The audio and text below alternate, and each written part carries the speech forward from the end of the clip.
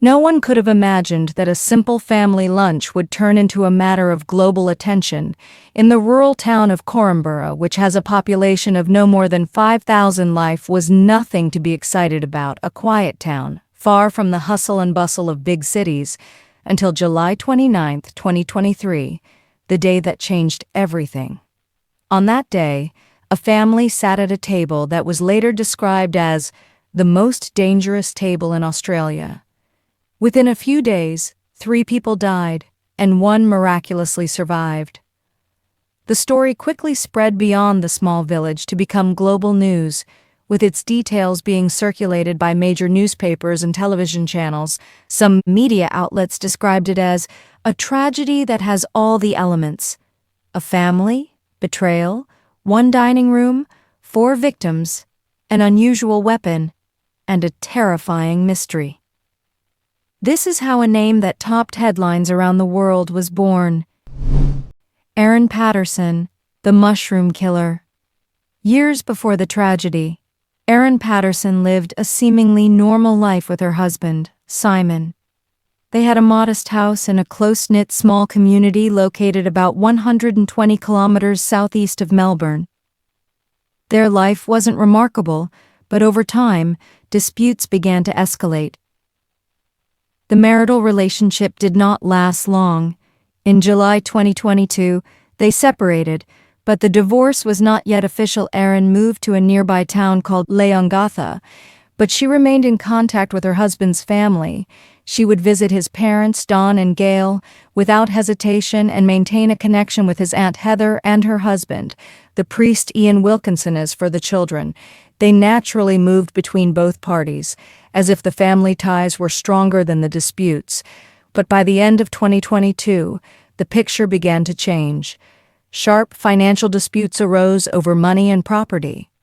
The disputes were described by close sources as bitter, and with them, tension began to escalate between Aaron and Simon. This contradiction between the image of a close family and a reality filled with conflicts would later become a central point. In mid-July 2023, Aaron and her 2 children attended a church service in the town, where the priest Ian Wilkinson was giving a sermon. There, she got the idea for a family gathering. A few days later, she invited her estranged husband, Simon, his parents, Don and Gail, and his Aunt Heather, along with her husband, Ian, to a lunch at her house on July 29. Aaron justified the invitation due to an important health matter. She claimed she was undergoing cancer-related tests and needed their advice on how to tell her children. Later, medical records would reveal that she wasn't suffering from any illness and that it was nothing but a lie. The night before the lunch, Simon sent her a text message saying, "Sorry, I don't feel comfortable attending lunch with you, my parents, Heather, and Ian tomorrow, but we can talk about your health situation later over the phone." Aaron replied with a message that seemed to be emotionally manipulative. "This is so disappointing. I spent long hours this week preparing lunch despite being exhausted, and I spent a lot of money on fillet meat to make beef Wellington. I wanted it to be a special gathering. Maybe I won't be able to host one again for a long time." And so, the date was set, even with the husband's absence, and everyone sat at a table that would later be known as the most dangerous table in Australia. The deadly lunch. On the afternoon of Saturday, July 29th, 4 guests gathered at Aaron's house. Don and Gail Patterson, her husband's parents, Heather Wilkinson, Gail's sister, and Ian Wilkinson, Heather's husband and the church priest.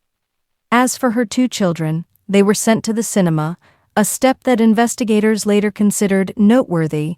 Aaron served each guest a separate plate of beef Wellington, filet meat surrounded by puff pastry, with a mushroom filling, along with mashed potatoes and green vegetables.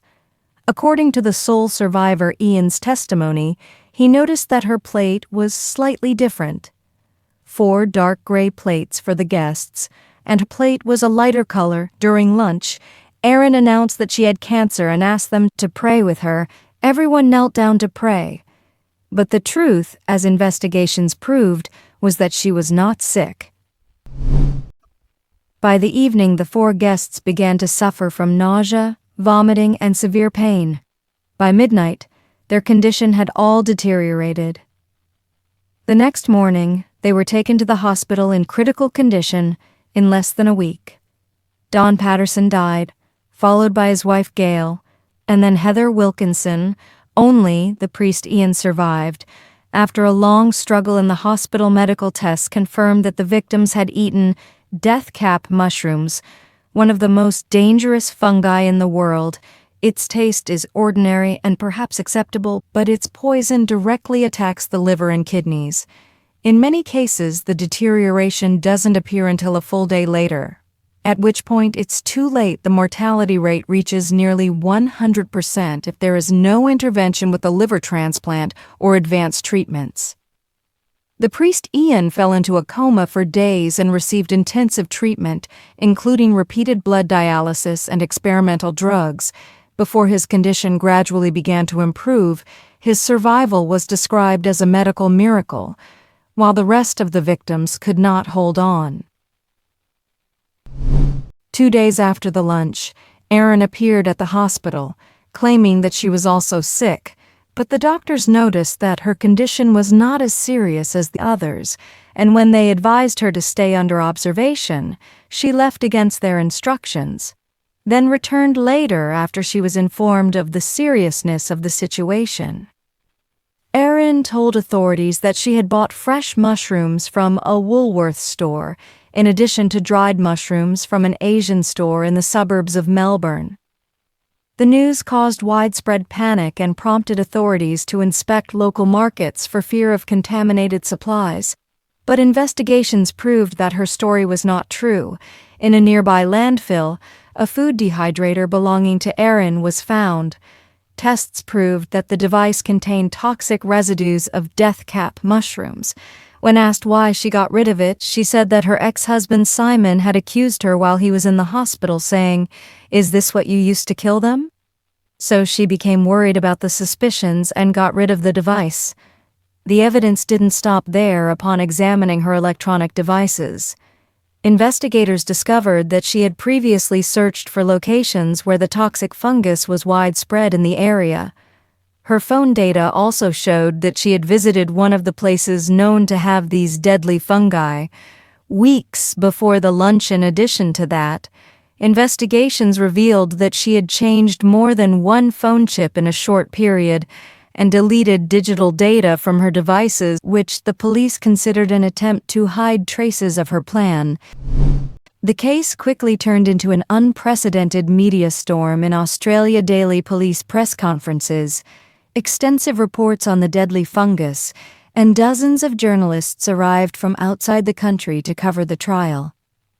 The media described it as a Shakespearean play: lies, betrayal, poison, and death in the heart of a quiet town. Even the courtroom itself became a crowded daily scene. Press seats were quickly booked, and the public flocked from early morning to watch the sessions, while the internet was filled with thousands of comments from followers who had turned into something like digital investigators. Erin appeared contradictory in front of the cameras. In some interviews, she appeared affected, shedding tears that body language experts described as tears without real tears. At other times, she would suddenly cut off the conversation and refuse to answer. These contradictions fueled public suspicion even more, especially after she herself admitted in the investigations that she was used to lying to protect herself. The trial began at the Morwell Regional Center. Just 45 minutes away from her home, it lasted for 9 full weeks, with a massive presence of journalists and the public, so much so that the small town's hotels were completely filled. The priest Ian Wilkinson, the sole survivor, was one of the most important witnesses. He recounted that he noticed that Erin ate her food from a plate of a different color than the others' plates. His testimony supported the hypothesis of a deliberate distinction between the guests and the host. The prosecution presented strong evidence: the contaminated dehydrator, internet search records, the cancer lie, and doctors' reports that proved the death was a direct result of eating the fungus, the prosecution described the crime as carefully planned and not an accident. As for the defense, it tried to turn the tables. Erin said that she did not know about the existence of the toxic fungus, and she admitted to the cancer lie but justified it with a psychological crisis. She denied that she deliberately used different plates, stressing that the plates in her house were of mixed colors in a rare move in Australian trials. She herself took the witness stand. She cried in front of the jury and claimed that what happened was a tragic accident. But she also admitted that she was a person who was used to lying. That confession increased the doubts of those present and weakened her credibility in front of the court. By the end of the 9 weeks, the picture had become contradictory. Erin's tears on one hand and overwhelming material evidence on the other. The jury found themselves facing a difficult choice, but the scales tilted towards the evidence. At the conclusion of the trial, the judge read out his harsh verdict. Life imprisonment for 3 counts of murder, Don, Gail, and Heather, and 25 years for the attempted murder of the priest, Ian. The sentences were to be served concurrently, with a non-parole period of 33 years. The 676 days she had already spent in pretrial detention were counted. The judge explained that the fame of the case made her a dangerous prisoner in the eyes of others, which necessitated keeping her in almost constant isolation.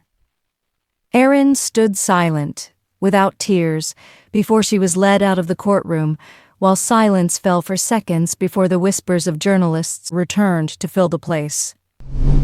The story did not end at the courthouse. The media coverage continued non-stop. Multiple documentaries are in production, countless content on social platforms, and even plans for films, television channels, dedicated special programs, and global newspapers topped their headlines with the phrase "mushroom murders."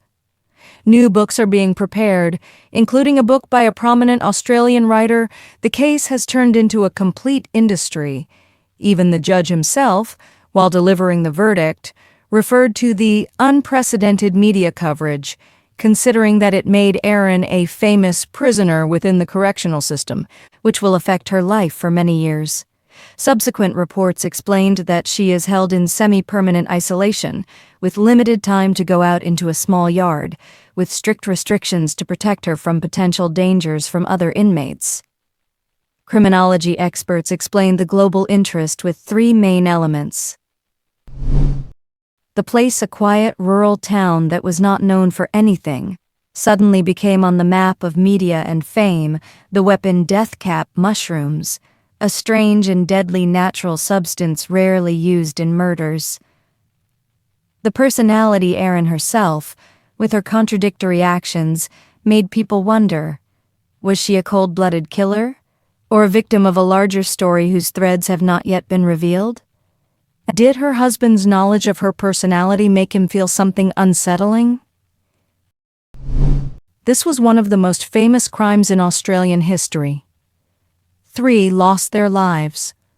1 survivor bears the scars of the tragedy and secrets no one has yet revealed, while the world continues to remember her story as a warning that the simplest details of daily life may hide an unbelievable tragedy behind them.